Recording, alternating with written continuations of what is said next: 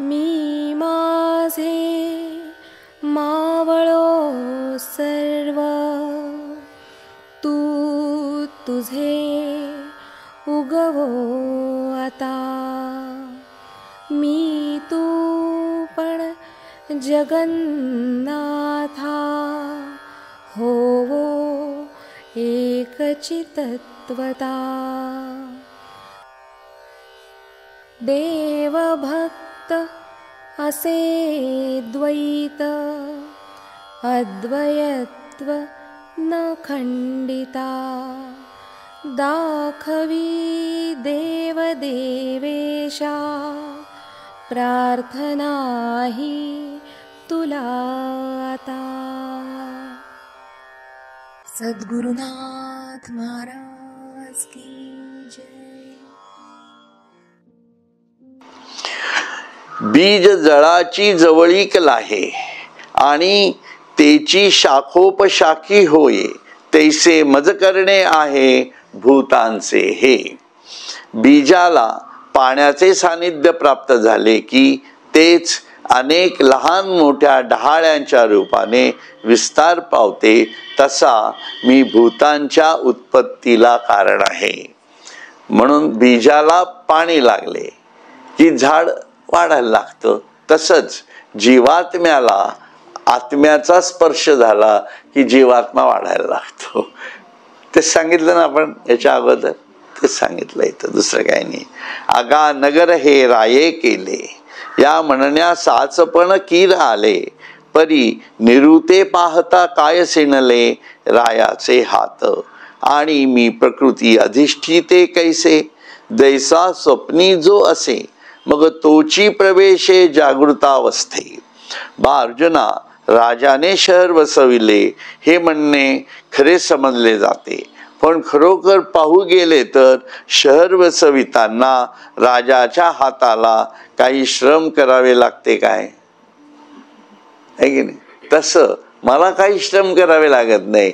मी फक्त येऊन बसतो. ती शक्ती माझ्या बरोबरच असते.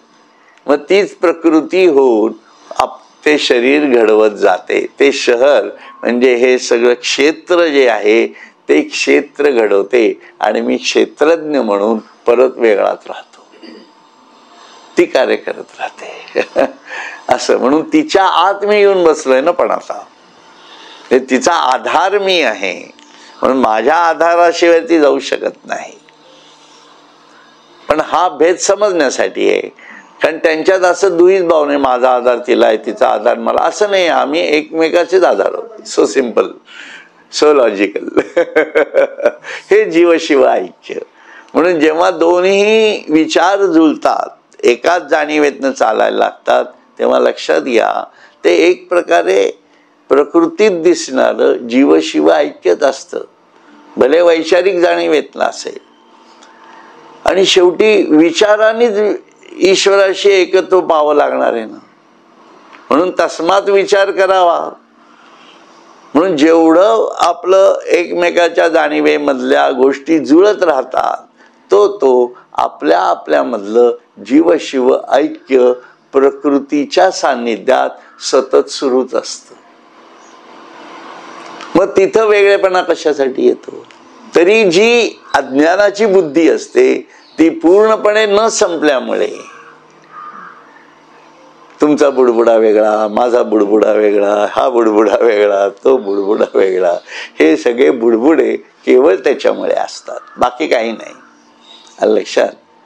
म्हणून उद्या तुम्ही साधना केलीत, बरोबर आहे की नाही, हा, आणि आत्म्यापर्यंत पोचलात, आत्मज्ञान झालं तुम्हाला, आणि मरायच्या वेळेला तुम्ही आत्म्याबरोबरच आत्म्यात विलीन झालात, तर हा जो बुडबुड आहे शिल्लक राहिला का? नाही, तो आत्म्यातच विलीन झाला. तुमचा बुडबुडा शिल्लक राहिला का? नाही, तुम्ही आत्म्यातच विलीन झाला. तुम्ही पण आत्म्यातच, तुम्ही पण आत्म्यात, तुम्ही पण आत्म्यातच. हे सगळे जर आत्म्यातच विलीन झाले आहे आणि हे सगळे आत्मेच होते, आत्मस्वरूपच होते, तर ते जगताना का नाही जमत? ती जी भावना तयार होते ती संतत्वाची भावना आहे. आलं का लक्षात? थेट असं आहे. म्हणजे या सगळ्या ह्याच्यातनं काय शिकायचंय आपल्याला, तर हे शिकलं पाहिजे.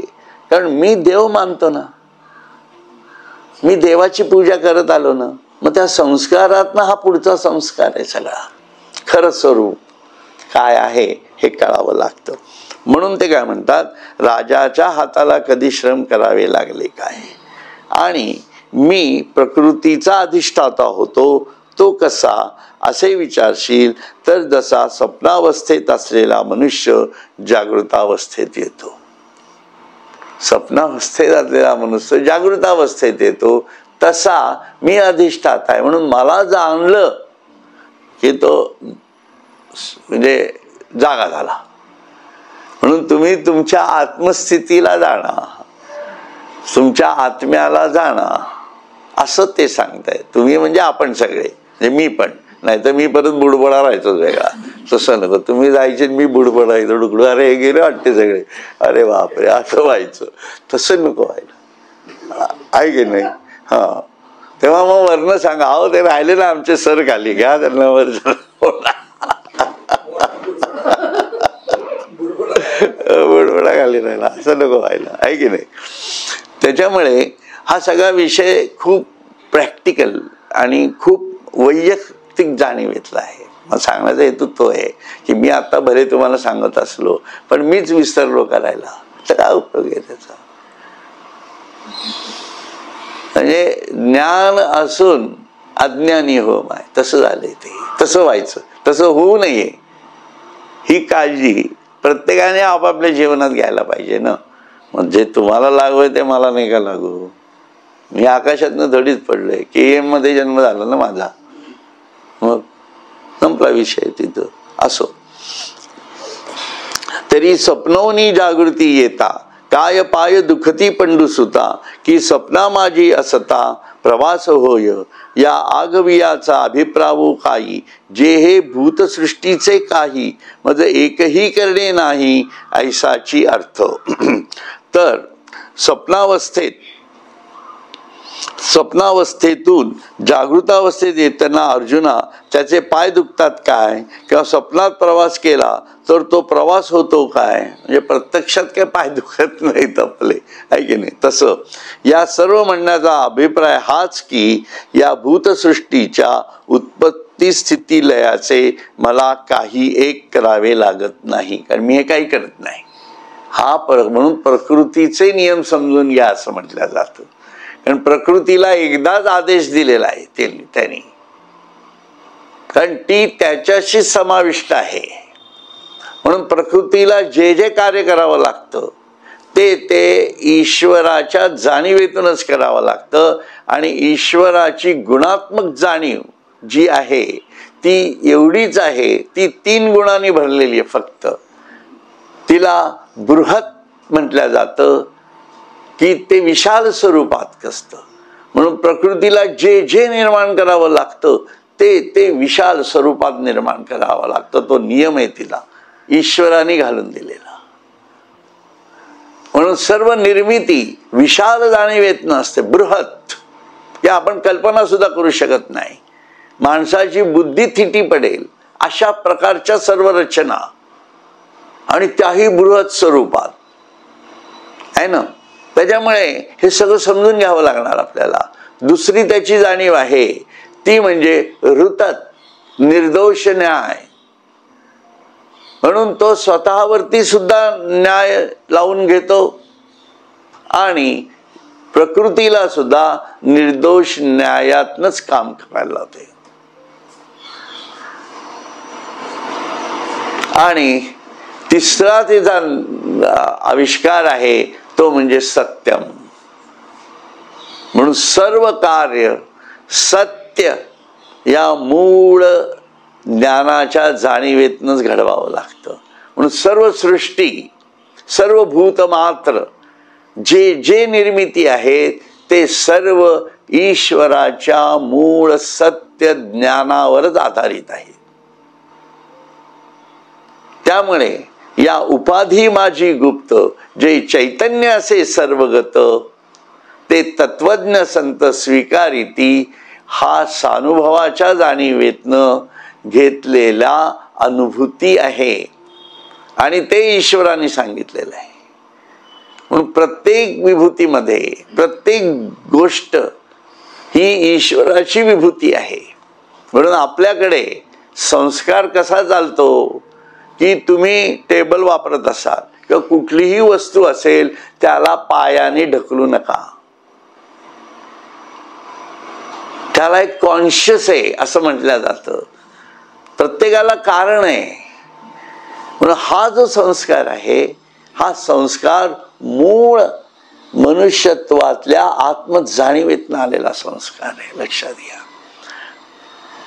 त्यामुळे हा डावलून चालणार नाही आपल्याला. आणि तो तुम्ही डावलायचा प्रयत्न केलाही काही मूर्ख लोकांनी तरी सुद्धा तो डावलला जाणार नाही. म्हणजे जो माणूस आयुष्यभर देवाचं नाव घेत नाही त्याला मेल्यानंतर लोक राम बोलो म्हणत घेऊन जातात. त्यांनी म्हटलं नसलं तरी लोक बोलत जातात. हो, तर काय करणार की बाबा याला जीवन आयुष्यभर कळलं नाही राम काय होता तो, आता मेल्यानंतर कळत असेल तर आता तरी तो विरोध करणार नाही देवाच्या अस्तित्वाला. आहे ना, केवढी भयंकर परिस्थिती आहे ही सगळी, हे समजलं पाहिजे. म्हणून या सर्व म्हणण्याचा अभिप्राय हाच की भूतसृष्टीच्या उत्पत्ती स्थिती लयाचे मला एक काही करावे लागत नाही. माझा भूतसृष्टीची संबंधच नाही. मी फक्त आत्मस्वरूपात त्याच्यात आहे, बाकी मी त्यात काही करत नाही. जे करते ते प्रकृती करते. म्हणून तुमची प्रकृती समजून घ्या. आपण म्हणतो का असं, काय तुमचा देव काय म्हणतोय असं नाही म्हणत, प्रकृती काय म्हणते तुमची असं विचारतो, आहे की नाही.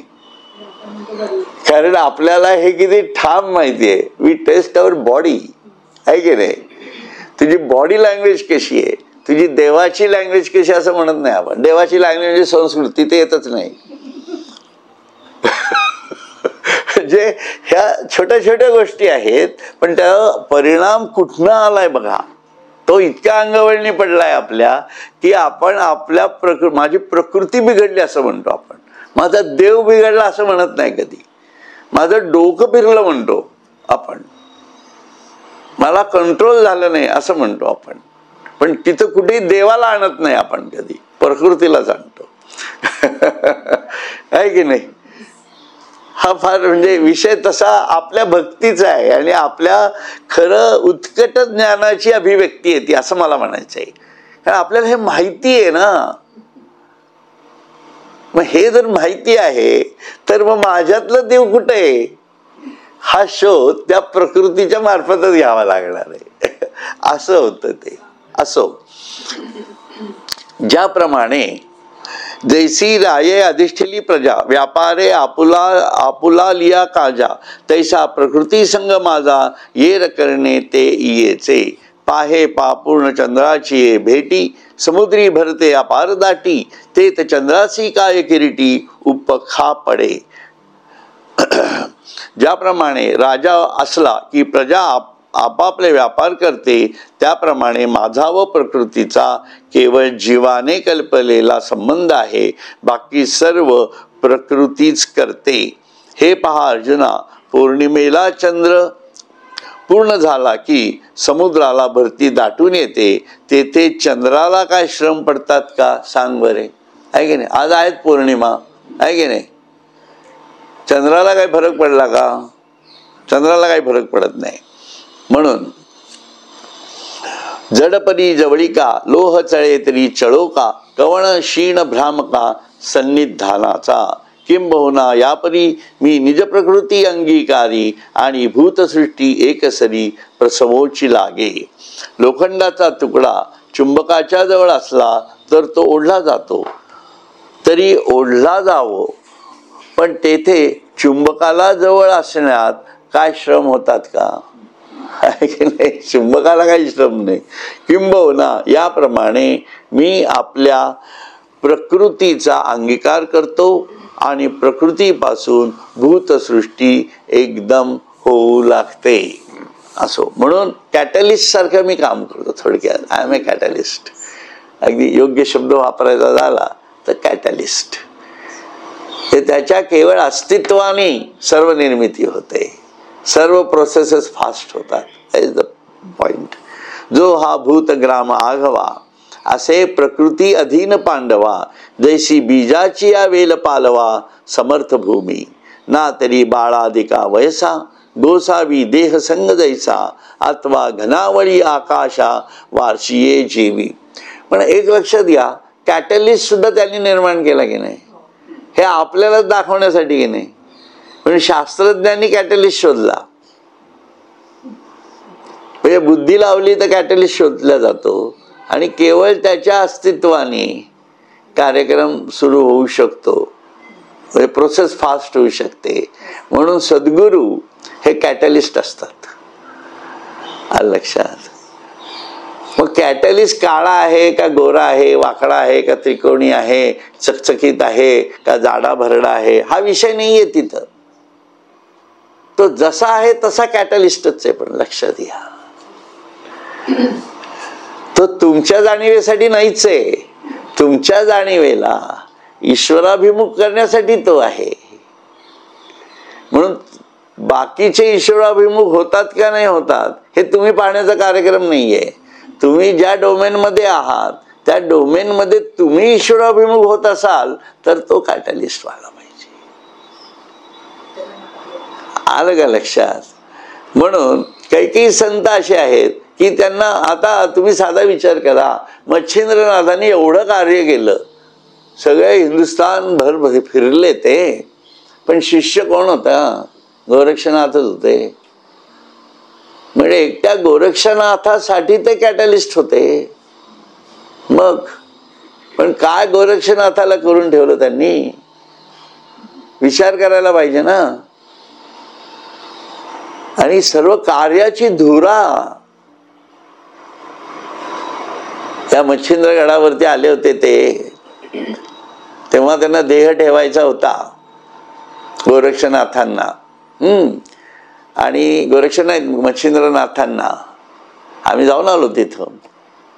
तिथं डोंगरावरती ते दोघं गुरु शिष्य होते, एकटे होते. त्यावेळेला काय होतं तिथं, लाईट होते, काय होते, काही नाही. खाली ते कृष्णेश्वरचं मंदिर होतं शिवाचं. आणि हे तिथनं चढून वर आले आणि तिथं सांगितलं त्यांनी गोरक्षनाथांना की आज आता आम्हाला देह ठेवायचा आहे, समाधी, मी आज समाधी घेणार आहे. गोरक्षनाथ गडबडले की आता गुरु जाणार ना. मग ते किती कासावी झाले असतील त्यावेळेला गोरक्षनाथ. आणि इतके दिवसाचा सहवास हो, असं काय करताय तुम्ही. आणि त्या गुरूंनी काय काय करून घेतलं त्यांच्याकडनं, नाही का. म्हणजे फुटलेला डोळा दिला, हाही भक्ती झाली त्यांची. पण नुसता हात फिरवल्याबरोबर परत डोळा चांगला झाला. काय तो गुरु है ना. भारी अंगावर काटा येतो असं असलं की. आणि त्याच्यात त्यांनी सांगितलं खड्डा घ्या, समाधीसाठी खड्डा घेतात, अरे का. आणि समोर खड्डा आहे. आता थोडी कल्पना असं करू, यात काही हरकत नाही. रात्रीला अशीच पौर्णिमेचा चंद्र असेल आणि दोघं बसले असतील त्या तिथं कॉर्नरला, तिथं है ना. तिथनं कानिफनाथांचं दिसतं बघा सगळं, है ना तिथं.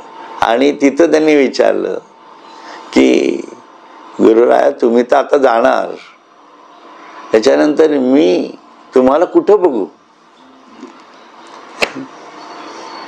तेव्हा मच्छिंद्रनाथ सांगतात त्याला की गोरक्षा तू मला आता इथून पुढे तुझ्या हृदयात बघ. तेच ज्ञानेश्वर माऊली सांगते, मज हृदयी सद्गुरु जेणे तारिलो हा संसार पुरु. है ना. कसलं वेगळं आहे हे गणित सगळं. आणि मग त्यांनी समाधी ते आत जाऊन बसले आणि आपल्या गुरुवरतीच सर्व माती टाकून तिथं समाधी तयार केली. आजही ती समाधी तिथं आहे. आम्ही जाऊन आलो. म्हणजे ही स्थान आहेत की जिथून अशी ऊर्जा थेट आपल्याकडे येत असते. आणि ती ऊर्जा आपण त्या जाणीवेत गेल्याशिवाय आपल्यापर्यंत पोचत सुद्धा नाही. लक्षात घ्या. म्हणून ते समजून घ्यावं लागतं. म्हणून ते काय म्हणतात, म्हणून ते कॅटलिस्ट आहेत. आजही चैतन्य स्वरूपात आमचं वास्तव्य इथे आहेच. तो कॅटलिस्ट आहे. लक्षात घ्या. इज द कॅटलिस्ट आहे ना. म्हणून ते म्हणतात. म्हणून ज्याप्रमाणे बीजाला वेल पाने उत्पन्न करण्याची शक्ती भूमीतच आहे, त्याप्रमाणे ही सर्व भूतसृष्टी प्रकृतीच्या स्वाधीन आहे. किंवा बाल्य, यौवन, वार्धक्य या वयाला जसा देहाचा संबंधच मुख्य कारण आहे, किंवा पाऊस पाडणारे मेघ आकाशात जमण्याकरता वर्षा ऋतूच कारण आहे. म्हणून त्याप्रमाणे का स्वप्नासी कारण निद्रा तैसी प्रकृती हे नरेंद्रा, या अशेषाही भूत समुद्रा गोसाविणी गा. स्थावरा आणि जंगमा, स्थूळा अथवा सूक्ष्मा, हे असो भूतग्रामा प्रकृतीची मूळ. किंवा स्वप्न पडण्याला जशी निद्राच कारण असते, त्याप्रमाणे नरश्रेष्ठ अर्जुना, ही जीवाची कल्पना रूप प्रकृतीच या सर्व भूतसृष्टीचे मुख्य कारण होय. स्थावर, जंगम, स्थूल, सूक्ष्म या सर्व जीवसृष्टीला प्रकृतीच कारण आहे. याला कारण मी नाहीये, प्रकृतीच कारण आहे. पण ही जी सर्व जीवसृष्टी आहे ही माझ्या आधाराशिवाय चालू शकत नाही. म्हणून मी फक्त आधार म्हणून आहे. म्हणून उदार अंतःकरणाने तो सर्वांचा उदारा जगदाधारा असतो. लक्षात घ्या. असं म्हणावं लागेल. नच माम तानि कर्माणि निबंधन्ति धनंजया, उदासीन वदासी नमसक्तम तेषु कर्मसु. जड विनाशी जगाच्या उत्पत्ती स्थिती लय या कर्माच्या ठिकाणी उदासीन पुरुषाप्रमाणे आसक्ती रहित केवळ साक्षीभूत होऊन मी राहत असल्यामुळे ती कर्मे मला बांधू शकत नाहीत. आता हा विषय सहज एकदम वेगळा होतो. वेगळा होतो म्हणण्यापेक्षा कर्मात येतो. कारण तो त्याच्यात आहे, प्रत्येक जीवात तो आहे. परंतु तो जीवा असूनही नसल्यासारखा आहे, असा प्रकार आहे. म्हणून जीव जो आहे तो जीवाच्या जाणीवेतनच कर्म, म्हणजे त्या बीजाच्या जाणीवेतनच कर्म करत जातो. आलं का लक्षात. आणि पण त्या कर्माचा संबंध जीवाला लागतो, मला लागत नाही.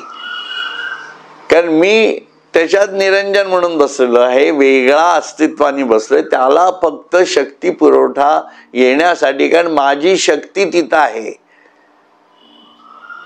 माझी प्रकृती तिथं बसली असते, कार्य करत असते. म्हणून ती माझ्याशिवाय वेगळी राहू शकत नाही आणि मी तिच्याशिवाय वेगळा राहू शकत नाही.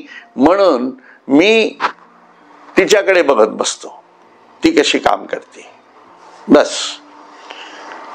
आणि जीव जो आहे तो स्वतःला ऑटोमॅटिक वेगळाच समजतोय ना माझ्यापासनं. मग तो त्या शरीराला कसा वापरतो आहे हे मला बघण्यापलीकडे काही कार्यक्रम नसतो माझा. मी काही बघत, त्याला सांगतही नाही, काही करत नाही. तो त्याच्या डोक्याने जे करेल ते कर्म, तेच पुढे त्याचा कर्म बंद होतो, तेच त्याचं प्रारब्ध होतं, तेच संचित प्रारब्ध होऊन पुन्हा जन्म मरण्याच्या याचा जातो. हा सगळा प्रकृतीचा कायदा आहे, याला मी काय करणार. लक्षात. हा ईश्वर फार चॅप्टर माणूस आहे, लक्षात घ्या. है ना. वेगळं आहे ना, एकदम गणितच वेगळं होतं त्याचं. म्हणून भूते हन सृजावी, का सृजिली प्रतिपाळावी. पण त्याचं प्रेम किती आहे ना त्या प्रकृतीवरती, आहे की नाही. त्याला दिसतंय की हा जीवात्मा माझ्या शक्तीचा गैरवापर करतोय, पण तरी तो त्याच्या नियमाने बांधलेला आहे. न धरी शस्त्र खरी, तो काहीच करणार नाहीये. म्हणून तो प्रकृती त्याला वळणावर आणते. म्हणून आपल्याला सुद्धा कोण वळणावर आणतं? प्रकृतीच वळणावर आणते. आपल्याला धक्के देणार, झोडणार, हे करणार, ते करणार, भोग म्हणणार, मर म्हणणार, परत जन्म घे म्हणणार, परत जग म्हणणार, काय भोगायचं ते भोग म्हणणार, परत मर म्हणणार, अनेक कष्ट देणार, दुःख देणार, ऍक्सिडेंट करणार, हात तोडणार, कधी नुसतं जखमा करणार, काय वाटेल ते ती प्रकृती करत असते आपल्यावरती. कारण आपण प्रकृतीत अडकलोत ना. म्हणजे एक प्रकारे आपण ईश्वराच्या जी मुख्य शक्ती आहे, म्हणजे त्याची बायकोच म्हणा ना, तिचाच वापर करतोय ना. मग ती आपल्याला जागेवर आणते ना बरोबर. अरे बाबा मी तुझी नाहीये, काय काळजी करू नको, तू भोग काय भोगायचंय तुला ते. आम्ही मदत करीन तुला. हा, कारण ती माता आहे, माया आहे ना ती. तिला प्रेम हा ही तिची अभिव्यक्ती आहे. कारण ते ईश्वर वरती बसलेला आहे, ती त्याच्यामधनं वेगळी झालेली आहे, पण तिचं प्रेम तर आहेच. मग ते प्रेम ती कोणावर व्यक्त करते? आपल्यावर व्यक्त करते. म्हणून ती माऊली होते. असं होऊन बसतं. पण त्या माऊलीचा जो आपण चुकीचा करतो. भारताचं विभाजन झालं आहे ना, काय भारत माताचे हात कापले वगैरे, काय काय सगळं चालतं गणित आहे की नाही. तसंच आहे ना हे पण. तसंच आहे, आपण आपल्याच प्रकृतीला अशा प्रकारे वापरतो, विविध जाणीवेतनं वापरतो. हा तिच्यावरचा अन्याय असू शकतो. म्हणून कर्म करताना ईश्वराच्या जाणीवेतनंच कर्म करावं, म्हणजे प्रकृती साथ देते. ते कर्म दिव्य जीवन होतं. असं आहे. हा सगळा सूक्ष्म भाग आहे थोडा थोडा, पण जेवढं तुम्ही सूक्ष्मातनं अभ्यासाल तेवढं ते तुम्हाला होतं. मग आपण ज्ञानेश्वरी सांगतो, मग प्रकृती का साथ देणार नाही आपल्याला, असा विषय असतो तो. म्हणून मग ज्ञानेश्वरी बंद होऊ नये म्हणून काळजी तिला पण घ्यावी लागते ना. आज नारळी पौर्णिमा आहे, मग होऊन येणार का नाही, कुठं काय घ्यायचं, ती बरोबर काळजी घेते, आपल्याला पॅचअप करते बरोबर, आहे की नाही. असो, म्हणून भूते हन सृजावी, का सृजिली प्रतिपाळावी, ये करणी न येती आगवी आमुच्या अंगा, जळी चंद्रिकेचिया पसरती वेली, ते वाढी चंद्रे नाही केली, तेवी माते पावोनी ठेली दुरी कर्मे. आणि सुटलिया सिंधू जळाचा लोट, न शके धरू सैंधवाचा घाट, तेवी सकळ कर्मा मीच शेवट, ती काय बांधिती माते. या 3 ओव्या घेतल्यात आपण. म्हणून भूतसृष्टी निर्माण करावी किंवा निर्माण केलेल्या सृष्टीचे पालन करावे, हे कर्माचे कर्तृत्व माझ्याकडे मुळीच येत नाही. म्हणून माझ्या कर्माचा तो भाग येत नाही. ज्याप्रमाणे पाण्यात चंद्राच्या प्रकाशाचा ताटवा पसरलेला दिसतो, पण तो विस्तार चंद्राने केलेला नसतो, आहे की नाही. त्याप्रमाणे अज्ञानाला माझ्याशी कर्माचा संबंध दिसत असला तरी मी असंग असल्यामुळे खरोखर माझा संबंध मुळीच नसतो. ऍक्च्युली कसं आहे माहिती आहे का, हे तुमच्या जाणीवेतनं तुम्ही कसं समजून घेता याच्यावर आहे.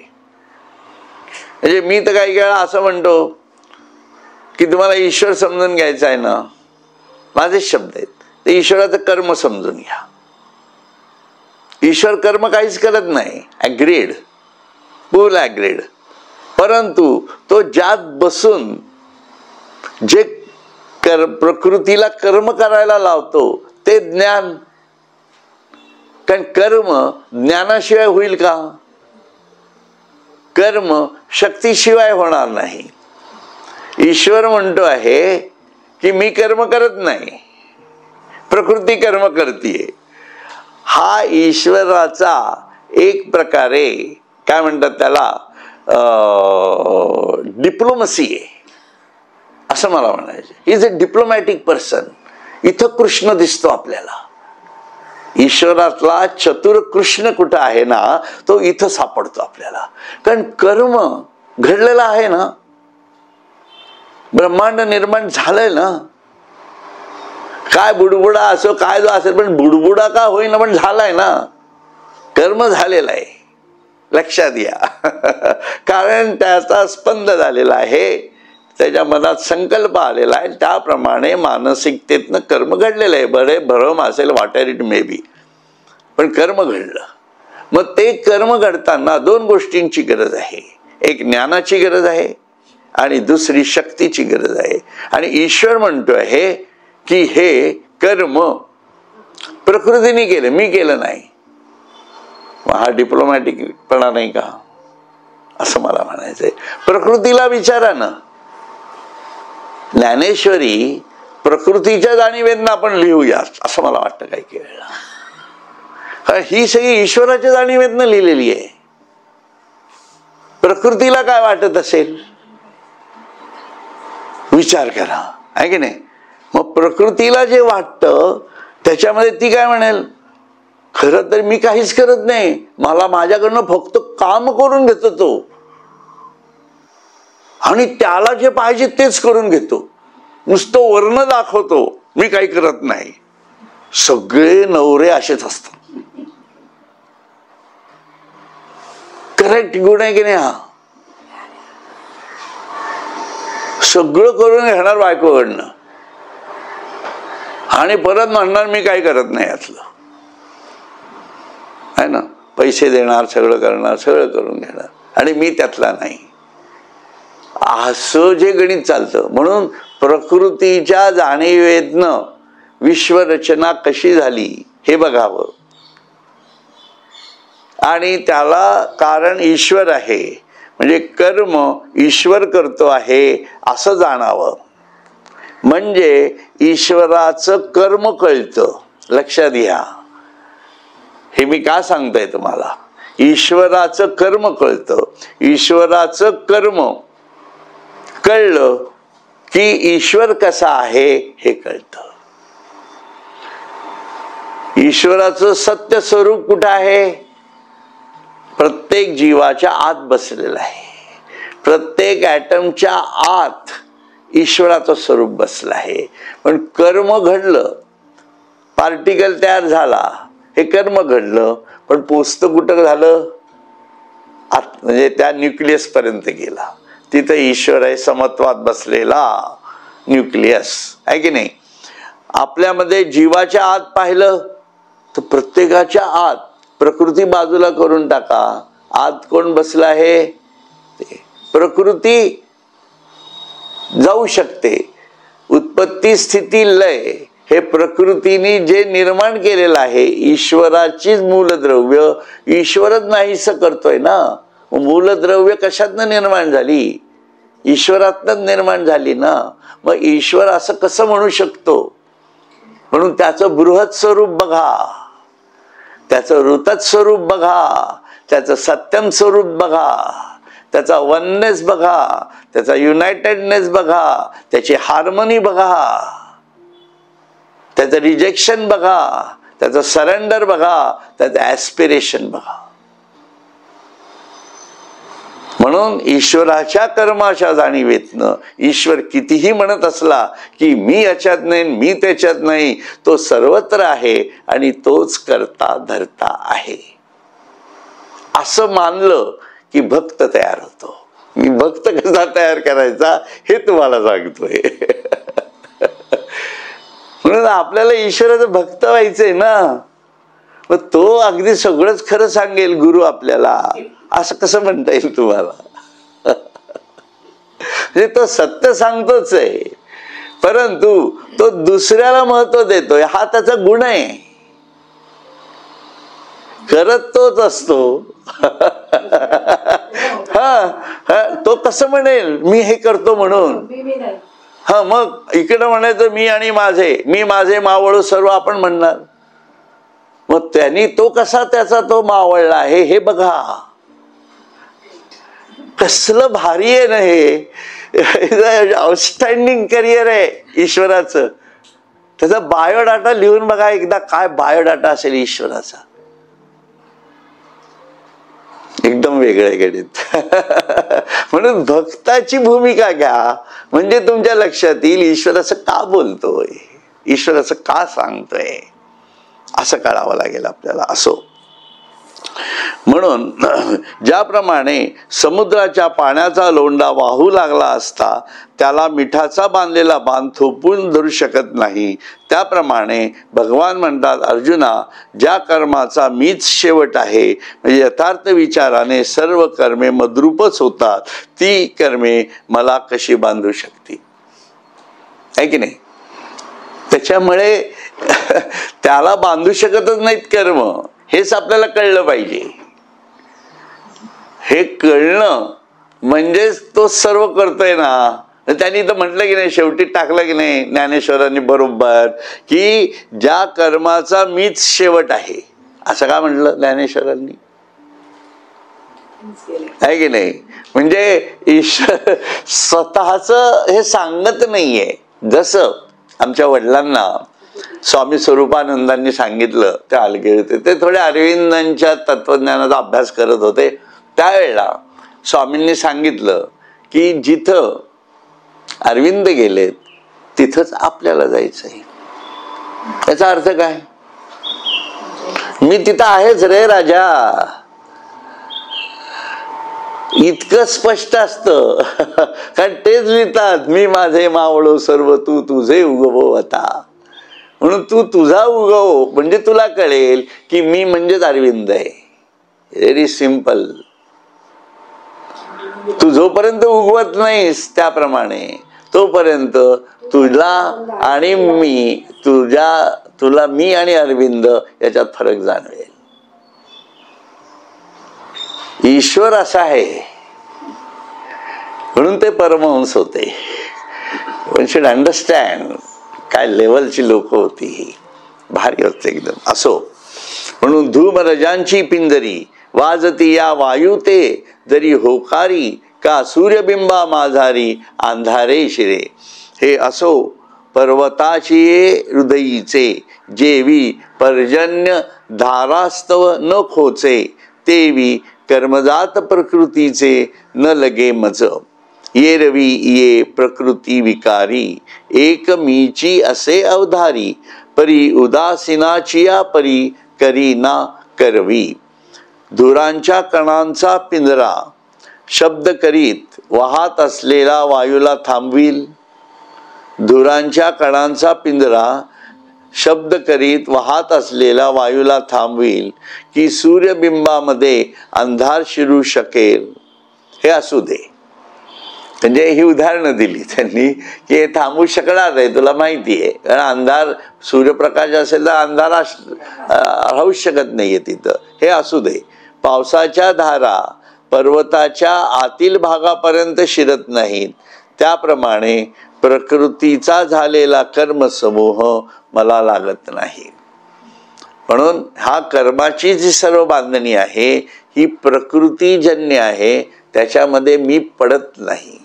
आलं लक्षात? थोडक्यामध्ये मी त्यापासून वेगळा असतो. खरोखर पाहता या प्रकृतीपासून निर्माण झालेल्या कार्यरूप भूत सृष्टीत एका माझ्या वाचून दुसरी वस्तूच नाही. पुढचं स्टेटमेंट लागली बघ कसं करतात ते. पण मी तेथे उदासीनाप्रमाणे असून काही करीत नाही व करवीतही नाही. म्हणून उदासीन राहावं लागतं. लक्षात घ्या, उदासीन ही वृत्ती आहे. उदासीन ही वृत्ती म्हणजे असं काय म्हणतात त्याला, भ्रमिष्ठासारखं बसून राहिलं वगैरे. उदासीन म्हणजे कुठलाच उत्साह नाही, असा त्याचा अर्थ नाहीये.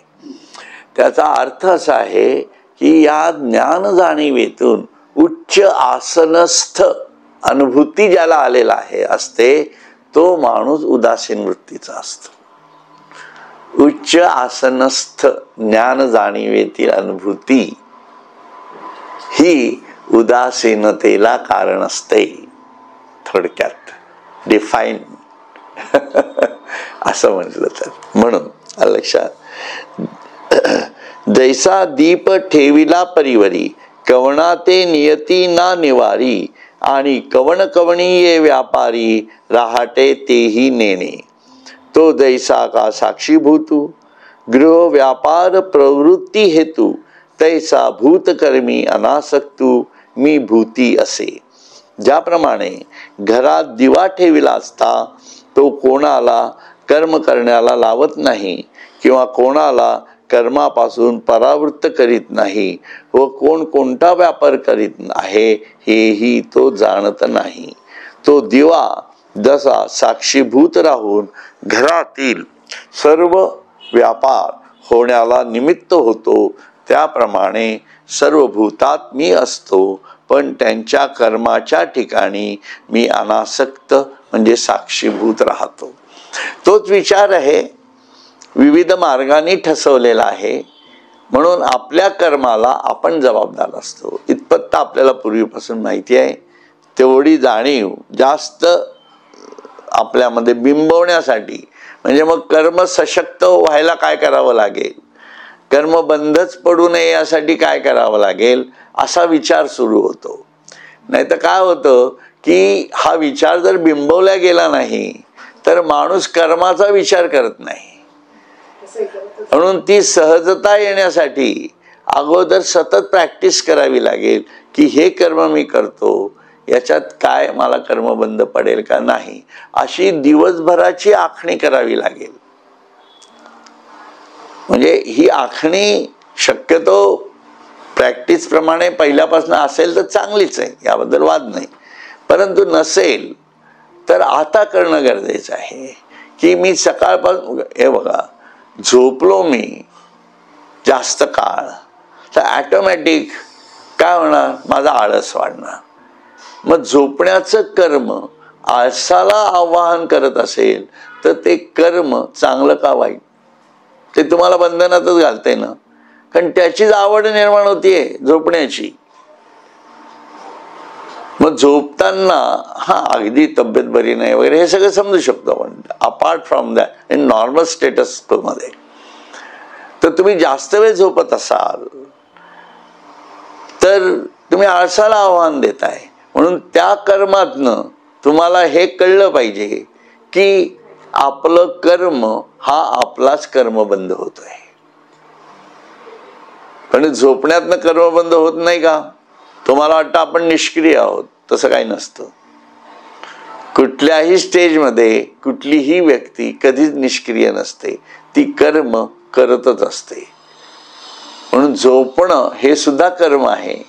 म्हणून ते गरजेपुरतं झोपा, त्यानंतर उठून मग जे पुढची कर्म आहेत ती शारीरिक जाणीवेतली आहेत की तुम्हाला आंघोळ करणं आहे, स्वच्छता आहे, सर्व जे काय आहे, चहा पिणं आहे, कारण शरीराची आवश्यकता आहे, त्याचा कर्मबंध नाही.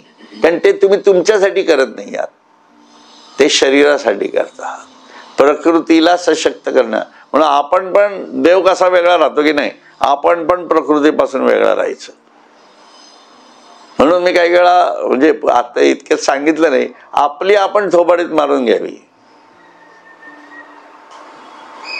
म्हणजे आपण आपल्या पासून बाजूला आहोत की नाही हे कळेल आपल्याला. हे प्रयोग आहेत, आपल्याला करायला पाहिजेत.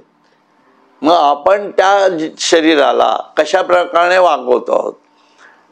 मग हे कर्म करतोय, उद्या मला काही लिखाण काम करायचंय, म्हणजे आता साधारण आपण रिटायर्ड लोकांबद्दल बोलतो आहोत. आत्ता तरुण लोक जे असतात त्यांनी त्यांची बांधणी जी आहे रोजच्या जीवनाची ती त्या भूमिकेतनं करावी, कारण ती कर्म उदरनिर्वाहाचं आहे.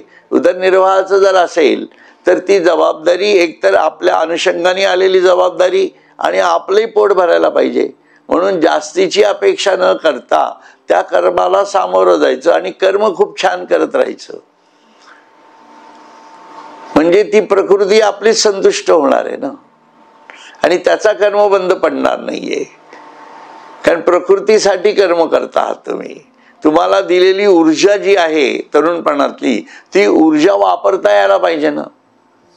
मग ती जी ऊर्जा जर वापरलेली नाही गेली तर एक प्रकारे तिच्यावरती अन्याय होणार आहे. म्हणून तरुणपणी हे कर्म ईश्वरीय जाणीवेतनं करायचं राहायचं आणि आपल्याला वेगळं ठेवायचं. अशी भूमिका घेता येते, नाही घेता येत असं मी म्हणत नाही, परंतु तो विषय सोडून देऊ आता आपण. पण किमान 55-60ला आल्या, 50-55-60च्या पुढे आपण जेव्हा सरकायला लागतो तेव्हा ही भूमिका घ्यावी लागते. आणि पूर्ण जेव्हा तुम्ही कुठली कामच करत नसाल तेव्हा मग सकाळी तुम्ही काय करताय, मग तुम्ही लिखाण करत फिरत असाल, फिरायला जाऊया, एक अर्धा तास, पाऊण तास, एक तास काय फिरायचं तेवढं फिरा, पण आलं की आपल्या अभ्यासाला लागा, लिखाण करा, अशा गोष्टी सगळ्या सुरू करा. आणि आपल्याला जे कर्म जबाबदारीच्या जाणीवेतून, आता काय तुम्हाला म्हणा किंवा यांना, आपण जे काही दिव्योन्मेष सत्संगाच्या जाणीवेतलं कर्म आहे हे काही तुम्हाला काही तुम्ही पैशाच्या दृष्टीने करताय असं काही आहे, असं काही नाही आहे. समर्पण म्हणून आपण करतो आहोत. मग ते समर्पण ईश्वरीयच आहे ना. मग याच्यातनं कर्मबंध लागेल का कधी? लागणारच नाही ना. मग तुम्ही जेवढं या कर्मात लिप्त व्हाल, मी काय करतो, मी वेगळं काही करतो का, मी असंच आपण किमान कर्मबंध आपले पडत नाहीत ना, एवढं तर बघायला काय हरकत आहे, असं माझं म्हणणं आहे. मग ती सजगता येते आपल्यामध्ये. म्हणून 3 तास 2 तास आपण ज्ञानेश्वरी घेतोच. आता सकाळपासून मी लिहित बसलेलो आहे आज, आलं का लक्षात. मग ते लिहित बसल्यानंतर मग आता परत ज्ञानेश्वरीला चालू. ज्ञानेश्वरी झाल्यानंतर मग थोडंफार इकडे तिकडे झालं की परत रात्री परत थोडं लिखाण होईलच. म्हणजे हे करत राहावं लागणार ना आपल्याला. आणि हे आपल्या सुखासाठी करायचं. आपल्या सुखासाठी म्हणजे आपल्याला त्या जाणीवेत ठेवण्यासाठी.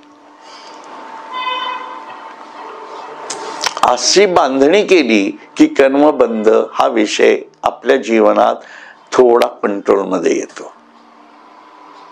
कारण जे घडून गेलं ते घडून गेलो, हो, त्याला काय आता मी काय करणार आहे की नाही. ते काय माझ्या हातात काय आपण रिव्हर्स काय फिरू शकत नाही काय. त्यामुळे आता जाग आली आहे ना मला, मग मी असं करेल, आहे की नाही. मग पुढचं काय असेल ते ईश्वर बघेल काय करायचंय. तर मग स्वप्नात सुद्धा आपल्याला मारेल, मृत्यू दाखवेल, सगळं भोगायला लावेल. तो त्याचा मार्ग वेगळा आहे, तो बघेल काय करायचंय ते, आहे की नाही. आपण त्याची काळजी कशाला करायची, त्याचं काम तो करेल, आपण आपलं करूयात असं. म्हणून ते म्हणतायत हा एकची अभिप्रायो पुढत पुढती. म्हणून एवढा एकच अभिप्राय देतोय. काय सांग बहुता उपपत्ती येत एक हेळा सुभद्रापती येतुले जाणपा. हा एकच अभिप्राय वारंवार निरनिराळे दृष्टांत देऊन काय सांगू. म्हणून मी म्हटलं हे सगळं सांगितलेलं आहे की नाही. सुभद्रापती अर्जुना येथे एकदा एवढे जाण. काय जाण? मया दक्षेण प्रकृती सूयते स चराचरम हेतु नानेव कौंतेय जगद्दि परिवर्तते. मी प्रकृतीचा अध्यक्ष झालो असता, बघा, मया दक्षेण प्रकृती म्हणजे अध्यक्ष काय असतो, हा अध्यक्ष म्हणून असतो, तो वक्ता नसतो. कार्यक्रमामध्ये अध्यक्ष जो असतो तो वक्ता नसतो, वक्ता वेगळा ठेवता जातात. अशी एक परंपरा आहे ना. त्याप्रमाणे म्हणजे अध्यक्ष कोण होते? निवृत्ती महाराज अध्यक्ष होते. त्यांनी सांगितलं ज्ञानदेवा आता हे सांगा, आहे की नाही. आता तुम्ही खूप वेळ माझं वर्णन केलं, आता मूळ विषयाला हात घाला. म्हणजे वक्त्यालाही ते जागेवर ठेवत होते अध्यक्ष. निवृत्तीनाथ अध्यक्ष होते थोडक्यात असं. तसं म्हणजे ज्ञानरूपाने प्रकृतीचा साक्षी झालो असता प्रकृती सर्व चराचर उत्पन्न करते व एवढ्याच माझ्या निमित्ताने हे अर्जुना जगताच्या उत्पत्ती नाशादी सर्व घडामोडी होता. हे तू लक्षात ठेव. तर मला वाटतं इथं आपण थांबूयात आता, है ना. हा पुढचा विषय जो आहे हा आपण पुढच्या आपल्या याच्यामध्ये घेऊया. हरिओम तत्सत. हरिओम तत्सत. हरिओम तत्सत.